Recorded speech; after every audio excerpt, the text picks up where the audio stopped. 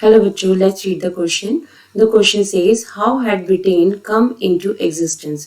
हमें बताना है कि ब्रिटेन किस तरह से existence में आया. So we are having the answer is there was no British nation before the 18th century. Great Britain was not the result of sudden upheaval. कहते हैं कि ब्रिटिश नेशन हमारे पास 18th सेंचुरी से पहले बिल्कुल भी नहीं था. ग्रेट ब्रिटेन जो आज हम देखते हैं वो एकदम से रेवोल्यूशन के साथ नहीं आया. It was the result of long drawn process. ये बहुत लंबा प्रोसेस था, उसके बाद ये एग्जिस्टेंस में आया. So let's read about it's history. सबसे पहले हम एथनिक कॉम्पोजिशन की बात करते हैं. एथनिक कॉम्पोजिशन की बात करें तो उस टाइम के ऊपर जो ब्रिटेन का एरिया था, सो यहाँ पर ब्रिटिश, जिन्हें इंग्लिश भी कहा जाता है, वेलिश, स्कॉटिश और इरिश लोग, ये तीन कम्युनिटीज रहती थी. और तीनों कम्युनिटीज के जो लोग हैं वो धीरे धीरे अपना डेवलपमेंट कर रहे थे. अब क्या हुआ कि यहाँ पर ग्रोथ हुई ग्रेट ब्रिटेन की. इंग्लिश नेशन जो है, जो इंग्लिश लोग थे, grew in wealth, importance and power. धीरे धीरे इंग्लिश नेशन ने क्या करना शुरू किया, वेल्थ में और पावर, इंपॉर्टेंस में अपनी जो ग्रोथ है वो करना स्टार्ट किया. Now it was able to extend its power over other island nation. ठीक है, अब इन्होंने क्या करना स्टार्ट किया, अब इन्होंने और जो नेशंस थे और आइलैंड जो नेशंस थे उनको कंट्रोल करना स्टार्ट कर दिया, क्योंकि अब इनके पास पावर थी.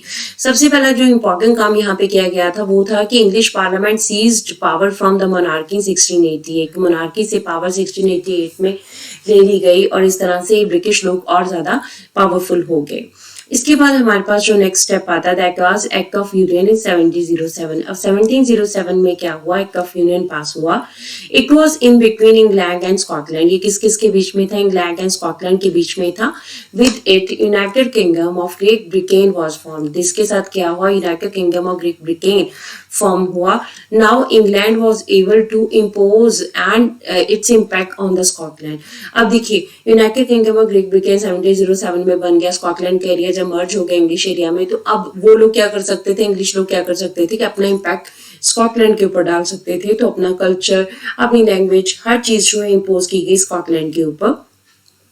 इस तरह से अपनी पावर इन्होंने धीरे धीरे गेन करना स्टार्ट किया. नेक्स्ट इनका जो स्टेप था वो था incorporation of Ireland in United kingdom. अब क्या किया गया कि आयरलैंड को जो है इनकॉर्पोरेट किया गया, यूनाइटेड किंगडम में एड ऑन किया गया. आयरलैंड जो है एक नेशन था हमारे पास जहाँ पे कैथोलिक और प्रोटेस्टेंट दोनों कम्युनिटीज के लोग रहते थे. मींस वो लोग जो कि रोमन चर्च को मानते थे, पॉप में बिलीव करते थे, उन्हें कैथोलिक कहा जाता था. और प्रोटेस्टेंट वो लोग जो कि बाइबल में, प्योर बाइबल में अपना बिलीव रखते थे. So the English supported the Protestant to establish their dominance over Catholic. पर इंग्लिश लोगों ने क्या किया, उन्होंने प्रोटेस्टेंट की हेल्प की कैथोलिक को डोमिनेट करने के लिए. So Catholic led a revolt under the Wolfe Tone. अब क्या हुआ, कैथोलिक जो है उन्होंने एक रिवॉल्ट प्लान किया वॉल्फीटॉन के अंदर, which was suppressed and Ireland was forcibly incorporated into United Kingdom of Great Britain in 1801.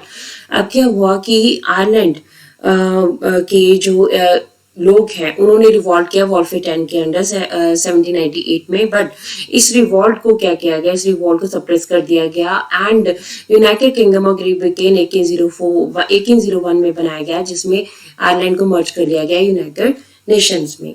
अब क्या हुआ, एक नया ब्रिटिश नेशन बनाया गया. नया ब्रिटिश नेशन, इसके क्या सिंबल से ब्रिटिश नेशन के हमारे पास English as a main language बनाई गई. यूनियन जैक, इन्होंने नया अपना ब्रिटिश फ्लैग जो बनाया. God save our noble king and national anthem, as national anthem इन्होंने अपना डिसाइड किया. तो कंक्लूजन के ऊपर अगर हम पहुंचे तो स्कॉटलैंड एंड आयरलैंड जो है ये मर्ज किए गए by the act of union and act of union in 1707 and 1801 तो merged to make the modern Britain. और इन्होंने merge किया modern Britain को. It was a process of years which led the formation of British nation. तो इस तरह से हम कह सकते हैं स्कॉटलैंड एंड आयरलैंड जो है वो एकदम से नहीं बने, ये धीरे धीरे जो है ब्रिटेन की एग्जिस्टेंस को लाने के लिए स्लोली जो है ये प्रोसेस चला. पहले स्कॉटलैंड को एड ऑन किया गया, उसके बाद आयरलैंड को किया गया एंड उसके बाद यूनाइटेड किंगडम जो है उसको बनाया गया with the new symbols.